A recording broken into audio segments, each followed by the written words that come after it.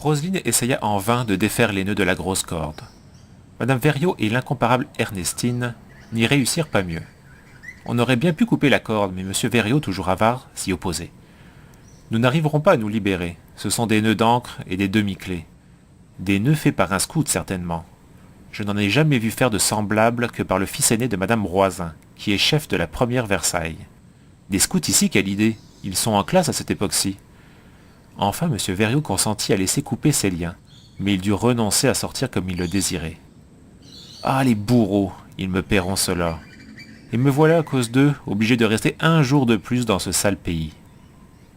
Roselyne, sans rien dire, s'était baissée, pour ramasser une petite pervenche qui gisait sur le plancher.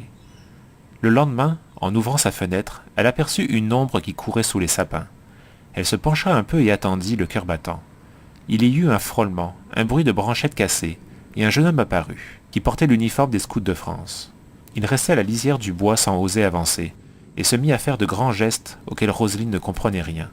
Cela devait pourtant signifier quelque chose. Elle secoua la tête énergiquement. L'inconnu leva les bras au ciel en signe d'impuissance, et la porte du château claqua soudain avec un bruit sourd. « Sauvez-vous » cria Roselyne. « Sauvez-vous vite !» Il devina un danger, et, après avoir secoué son foulard pour dire adieu à la prisonnière de ce sinistre manoir, il disparut sous les branches.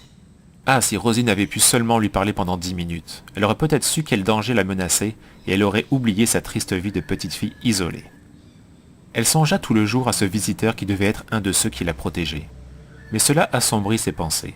Il lui semblait que ces chevaliers à la pervenche ne réussiraient pas à la délivrer. La nuit était tombée, et elle n'avait pas ri depuis l'aube, elle qui était toujours si gaie.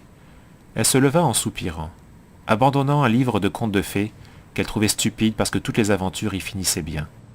Et elle s'approcha de la fenêtre. « Tu ne pourras rien voir, la nuit est de plomb ce soir, » plaisanta Madame Verriot. Mais Roselyne restait debout devant la fenêtre, car dans toute cette ombre, elle apercevait pour la première fois une petite lumière comme celle que vit le petit poucet.